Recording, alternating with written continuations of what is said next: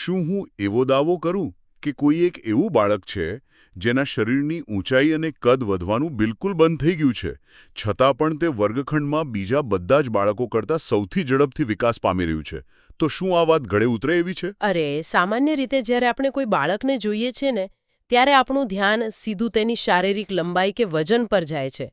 આપણને એમ જ લાગે કે જો શરીરનો ગ્રોથ અટકી ગયો તો બધું જ અટકી ગયું. બરાબર. પણ મનોવિજ્ઞાન અને બાળ વિકાસની દુનિયામાં જુઓ, આ માત્ર શક્ય જ નથી, પરંતુ ખૂબ જ સામાન્ય બાબત છે. આપણે મોટા ભાગે વૃદ્ધિ અને વિકાસને એક જ ત્રાજવે તોડવાની ભૂલ કરીએ છીએ. સાચી વાત છે. અને આ જે રહસ્ય છે જેને આજે આપણે ઉકેલવાનું છે.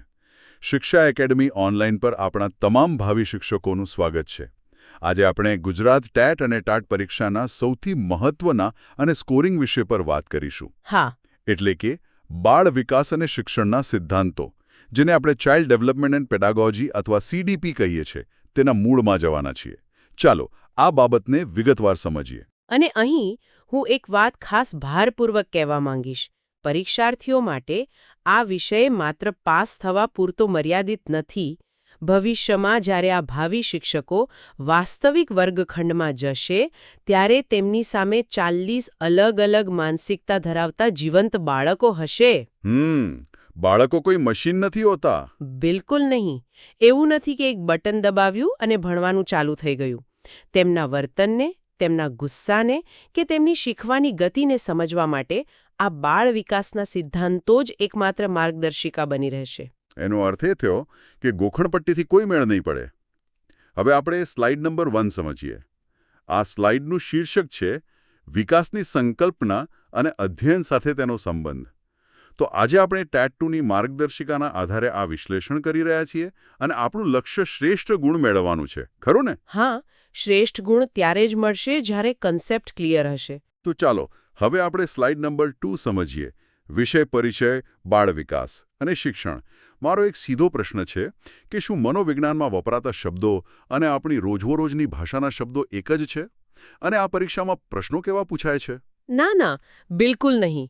અને આ જ સૌથી મોટી ભૂલ છે જે ઘણા લોકો કરે છે. મનોવિજ્ઞાનમાં સામાન્ય શબ્દોના અર્થ અત્યંત ચોક્કસ અને વિશિષ્ટ હોય છે. પરીક્ષામાં તમને સીધી વ્યાખ્યાઓ તો પૂછાશે જ, પણ સાથે સાથે એપ્લાઇડ એટલે કે વ્યવહારુ પ્રશ્નો વધુ પૂછાશે. એપ્લાઇડ પ્રશ્નો એટલે? કોઈ ઉદાહરણ? એટલે કે તમને કોઈ વર્ગખંડની પરિસ્થિતિ આપી હોય અને પૂછ્યું હોય કે તમે શિક્ષક તરીકે શું કરશો. માટે સીધા વ્યાખ્યા આધારિત MCQs સોલ્વ કરવા માટે પણ પાયાની સમજ હોવી જરૂરી છે. બરાબર. તો હવે આપણે સ્લાઇડ નંબર 3 સમજીએ. આનું શીર્ષક છે વૃદ્ધિ એટલે શું? જ્યારે આપણે વૃદ્ધિ કહીએ છીએ ત્યારે આપણે ફક્ત અને ફક્ત શારીરિક ફેરફારોની વાત કરી રહ્યા છીએ, ખરું ને? એ ક્વોન્ટિટેટિવ છે અને સૌથી મોટી વાત, તે ચોક્કસ ઉંમરે અટકી જાય છે. એટલે વજન અને ઊંચાઈની વાત છે? હા, બાળકનું વજન કેટલા કિલોગ્રામ વધ્યું, તેની ઊંચાઈ કેટલા સેન્ટીમીટર વધી, તેના હાથ પગના કદમાં કેટલો વધારો થયો, આ બધું જ વૃદ્ધિ છે. તેનું ચોક્કસ માપન થઈ શકે છે. એટલે શું આપણે વૃદ્ધિને કોમ્પ્યુટરના હાર્ડવેર સાથે સરખાવી શકીએ? હાર્ડવેર? કઈ રીતે? મતલબ કે તમે નવું લેપટોપ લાવો, તેની એક ચોક્કસ સાઇઝ હોય. એકવાર તે બની ગયું, પછી સમય જતાં તેનું કદ મોટું થતું નથી. તેની ભૌતિક સીમાઓ એક સ્તરે આવીને નિશ્ચિત થઈ જાય છે. અરે વાહ, આ બહુ જ રસપ્રદ સરખામણી છે. અને તે એકદમ બંધબેસતી પણ છે. હાર્ડવેરની સાઇઝની જેમ જ બાળકની શારીરિક વૃદ્ધિ પણ શારીરિક પરિપક્વતા આવતા અટકી જાય છે.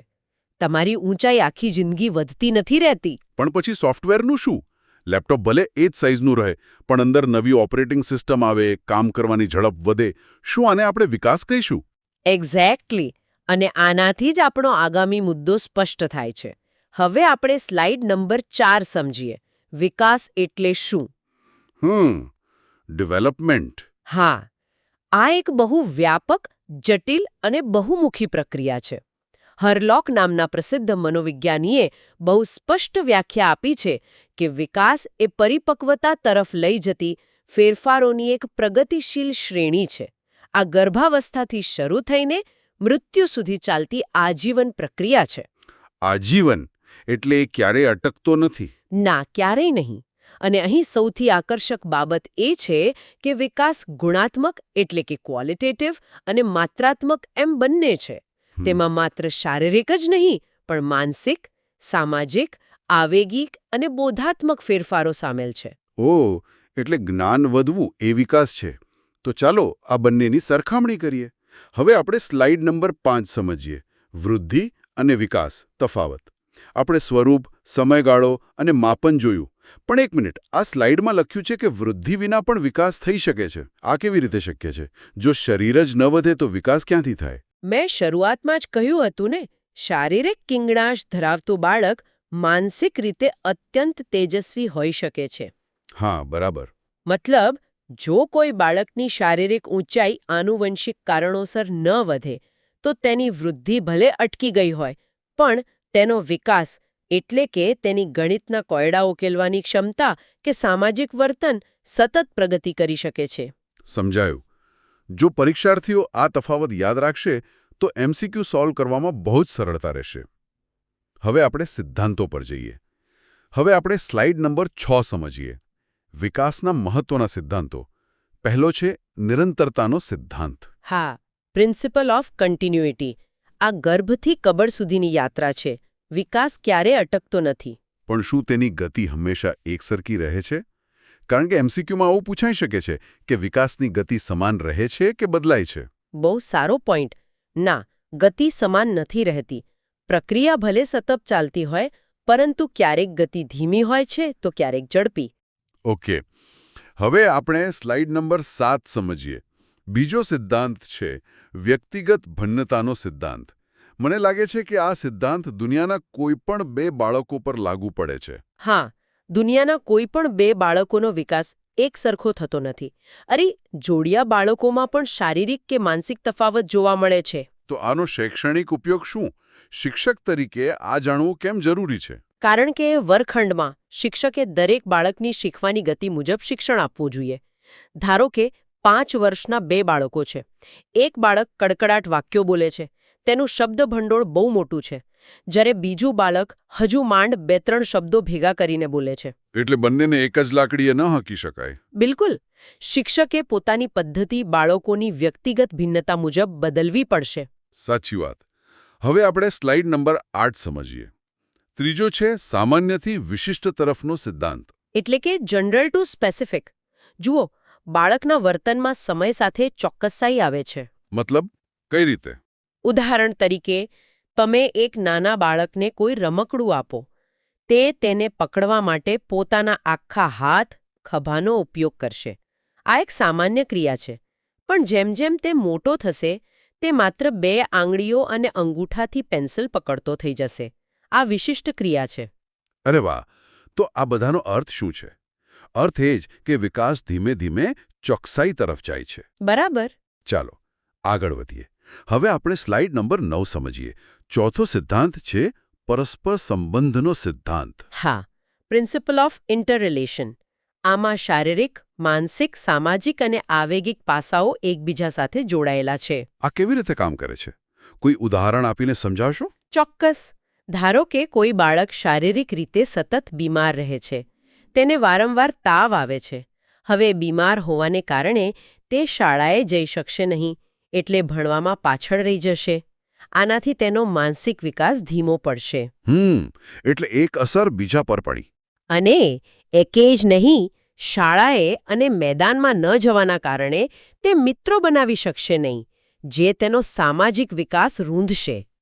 આ એકલતા તેને ચીડચીડિયો બનાવી દેશે, જે તેનો આવેગિક વિકાસ બગાડશે. ઓહ, એટલે એક પાસાની નબળાઈએ આખી સાયકલ બગાડી નાખી.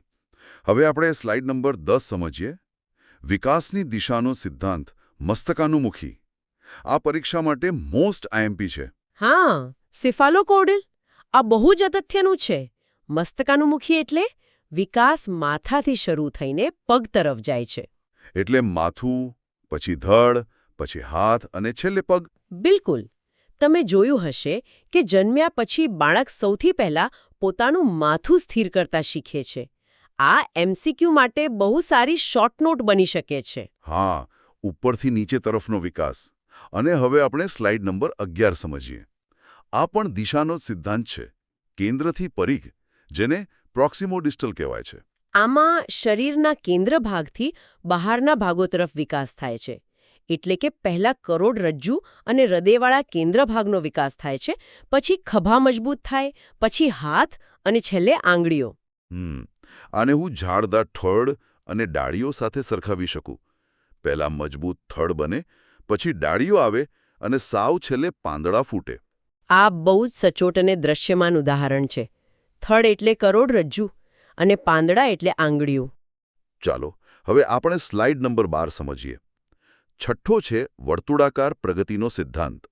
આપણે પહેલા વાત કરી હતી કે વિકાસ નિરંતર ચાલે છે, પણ અહીં લખ્યું છે કે તે સીધી રેખામાં થતો નથી, પણ વર્તુળાકાર એટલે કે સ્પાઇરલ છે. આ થોડું ગૂંચવાડાવાળું નથી? ના, આ સમજી શકાય એવું જ છે. જુઓ, જ્યારે બાળક ઝડપી વિકાસ કરે છે, ત્યારબાદ તે થોડો સમય અટકી જાય છે. અટકી જાય છે? કેમ? કારણ કે તે સમયગાળામાં તે મેળવેલી શક્તિઓને સ્થાયી એટલે કે કન્સોલિડેટ કરી રહ્યું હોય છે. આરામ નથી કરતો, પણ જે નવું શીખ્યું છે તેને પચાવે છે. એટલે તે સીધી રેખા નથી. ઓહ, એટલે મગજને પ્રોસેસ કરવાનો સમય જોઈએ છે. બરાબર. હવે આપણે સ્લાઇડ નંબર 13 સમજીએ. અહીંથી આપણે વિકાસના વિવિધ પાસાઓ પર જઈએ છીએ. પહેલું છે શારીરિક વિકાસ. હા, ફિઝિકલ ડોમેન. આમાં બાળકના સર્વાંગી વિકાસ માટે 2 કૌશલ્યો અગત્યના છે. સ્થૂળ સ્નાયુ કૌશલ્ય એટલે કે ગ્રોસ મોટર સ્કિલ્સ અને સૂક્ષ્મ સ્નાયુ કૌશલ્ય એટલે કે ફાઇન મોટર સ્કિલ્સ. આ બંને વચ્ચે પરીક્ષાની દૃષ્ટિએ શું તફાવત પૂછાઈ શકે? મોટા સ્નાયુઓનું કામ એટલે ગ્રોસ મોટર, જેમ કે દોડવું, કૂદવું. પણ જ્યારે નાના સ્નાયુઓ વપરાય, જેમ કે પેન્સિલથી લખવું કે બટન બંધ કરવા, ત્યારે તે ફાઇન મોટર સ્કિલ્સ છે. હવે આપણે સ્લાઇડ નંબર 14 સમજીએ. બોધાત્મક અને આવેગિક વિકાસ એટલે કે કોગ્નિટિવ અને ઇમોશનલ ડોમેન્સ. બોધાત્મક વિકાસમાં વિચારવું, તર્ક કરવો અને સ્મૃતિનો સમાવેશ થાય છે, જેમાં જીન પિયાજેનું નામ બહુ મોટું છે. હા, અને આવેગિક વિકાસમાં ગુસ્સો, પ્રેમ, ડરને ઓળખવા અને તેના પર નિયંત્રણ મેળવવાની વાત આવે છે. મારો એક પ્રશ્ન છે, શું ખરાબ આવેગિક સ્થિતિ બાળકના તર્ક કરવાની ક્ષમતા એટલે કે બોધાત્મક વિકાસને નષ્ટ કરી શકે છે? 100% કરી શકે. જો બાળક સતત ડર કે ભયમાં જીવતું હોય, તો તેનું મગજ યોગ્ય રીતે તર્ક કરી શકતું નથી. આવેગિક સુરક્ષા વિના બોધાત્મક વિકાસ શક્ય જ નથી. સમજાયું. હવે આપણે સ્લાઇડ નંબર 15 સમજીએ. સામાજિક વિકાસ. આમાં સમાજના નિયમો સમજવા, મિત્રો બનાવવા અને જૂથ ભાવના વિકસાવવાની વાત છે. અને અહીં રશિયન મનોવિજ્ઞાની લેવ વાઇગોત્સ્કીનો ઉલ્લેખ કરવો જ પડે. તેઓ માને છે કે સમાજ અને સંસ્કૃતિનો બાળકના વિકાસમાં બહુ મોટો ફાળો છે. બાળક બીજા સાથે આંતરક્રિયા કરીને જ શીખે છે. હા, એકલા રહેવાથી સામાજિક વિકાસ ન થાય. બિલકુલ. જો આપણે આને મોટા ચિત્ર સાથે જોડીએ, તો સામાજિક વિકાસ એ બાળકના મગજને આકાર આપતી ફેક્ટરી છે. સાચી વાત. હવે અવસ્થાઓ પર આવીએ. હવે આપણે સ્લાઇડ નંબર 16 સમજીએ. વિકાસની અવસ્થાઓ. ગર્ભાવસ્થા અને શૈશવાવસ્થા. ગર્ભાવસ્થામાં શારીરિક વિકાસનો પાયો નખાય છે અને શૈશવાવસ્થા એટલે કે 0 થી 2 વર્ષ. આ સમયગાળામાં શારીરિક અને ભાષા વિકાસની ગતિ સૌથી ઝડપી હોય છે. એટલે પિયાજેના મતે આ ઇન્દ્રિયજન્ય જ્ઞાનાત્મક અવસ્થા છે, બરાબર ને? હા, કારણ કે બાળક પોતાની ઇન્દ્રિયોથી એટલે કે આંખ, કાન અને સ્પર્શ દ્વારા આખી દુનિયા સમજે છે. હવે આપણે સ્લાઇડ નંબર 17 સમજીએ. બાલ્યાવસ્થા, જે 2 થી 12 વર્ષની છે. આના 2 ભાગ છે ને? હા, પૂર્વ બાલ્યાવસ્થા જે 2 થી 6 વર્ષની છે, તેને ટોય એજ એટલે કે રમકડાની ઉંમર કહેવાય છે. આ ભાષા માટે સૌથી સંવેદનશીલ તબક્કો છે. અને ઉત્તર બાલ્યાવસ્થા 6 થી 12 વર્ષની છે, જેને સ્કૂલ એજ કે ગેંગ એજ કહેવાય છે. પરીક્ષામાં આ ટોય એજ અને ગેંગ એજના MCQ બહુ આવે છે. ગેંગ એજમાં બાળકમાં તાર્કિક વિચારસરણી શરૂ થાય છે, ખરું ને? હા, મૂર્ત વસ્તુઓ પર તેઓ તર્ક કરતા શીખે છે. હવે આવે છે સૌથી ડરાવણી અવસ્થા. હવે આપણે સ્લાઇડ નંબર 18 સમજીએ. કિશોરાવસ્થા. 12 થી 18 વર્ષ. જી, સ્ટેનલી હોલે તો આને તણાવ અને સંઘર્ષની અવસ્થા એટલે કે સ્ટોર્મ અને સ્ટ્રેસ કહી છે. હા, કારણ કે આ સૌથી જટિલ અવસ્થા છે. આમાં અમૂર્ત ચિંતન એટલે કે એબ્સ્ટ્રેક્ટ થિંકિંગ શરૂ થાય છે. ભયંકર હોર્મોનલ ફેરફારો થાય છે અને સૌથી મોટી વાત, ઓળખની કટોકટી એટલે કે આઇડેન્ટિટી ક્રાઇસિસ ઊભી થાય છે કે હું કોણ છું. અને આજના સોશિયલ મીડિયા અને ઇન્સ્ટાગ્રામના યુગમાં આ કટોકટી કેટલી વધી ગઈ છે. બાળકો ફિલ્ટરવાળી દુનિયામાં પોતાની ઓળખ શોધી રહ્યા છે. સાચી વાત છે. એ બહુ મોટી સમસ્યા છે. હવે થોડું ભણવા તરફ વળીએ.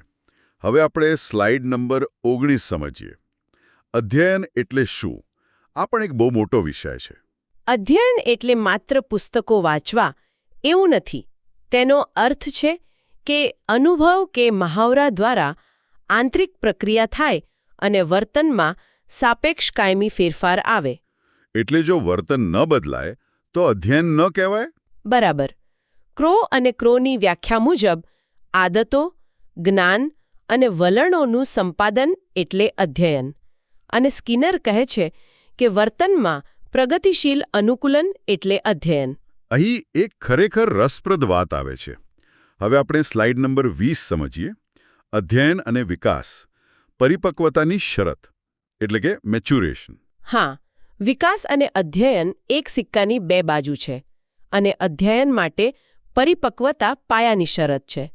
મતલબ જો શારીરિક રીતે પરિપક્વ ના હોય તો ના શીખી શકે. બિલકુલ.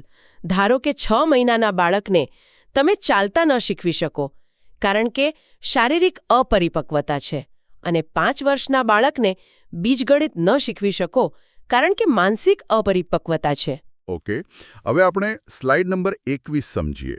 છેલ્લી સ્લાઇડ. વિકાસ અધ્યયનને દિશા પૂરી પાડે છે. આ જીન પિયાજેનો મત છે. હા, પિયાજેના સિદ્ધાંત મુજબ પહેલા વિકાસ થાય છે અને ત્યારબાદ અધ્યયન થાય છે. બાળકની ઉંમર અને તેની બોધાત્મક અવસ્થા જ નક્કી કરે છે કે તે શું શીખી શકશે. એટલે શિક્ષકે હંમેશા બાળકના વિકાસના સ્તરને ધ્યાનમાં રાખીને જ ભણાવવું જોઈએ. સાચી વાત. આવા આખી ચર્ચા બહુ જ ઊંડાણપૂર્વકની રહી. પણ જતાં જતાં શું તમારી પાસે કોઈ એવો વિચાર છે જે આપણા શ્રોતાઓને વિચારતા કરી દે? હા, ચોક્કસ. આજે આપણે પિયાજે અને વાઇગોત્સ્કીની વાત કરી કે કેવી રીતે બાળક ઇન્દ્રિયોથી અને સમાજથી શીખે છે. પરંતુ આજના ડિજિટલ યુગમાં જ્યાં 2 વર્ષનું બાળક વાસ્તવિક દુનિયાને સ્પર્શતા પહેલા સ્માર્ટફોનની સ્ક્રીન પર દુનિયા જુએ છે, ત્યારે શું આ વિકાસની અવસ્થાઓ અને અધ્યયનની દિશામાં કોઈ આર્ટિફિશિયલ શિફ્ટ એટલે કે કૃત્રિમ બદલાવ આવી રહ્યો છે? શું ડિજિટલ પરિપક્વતા શારીરિક પરિપક્વતા પર હાવી થઈ રહી છે? ઓહ, આ ખરેખર હચમચાવી દે તેવો વિચાર છે. આનાથી એક મહત્વપૂર્ણ પ્રશ્ન ઊભો થાય છે જેના પર દરેક ભાવિ શિક્ષકે સંશોધન કરવું જોઈએ. બિલકુલ. આ વિચાર સાથે જ આપણે આ ચર્ચાનું સમાપન કરીએ છીએ.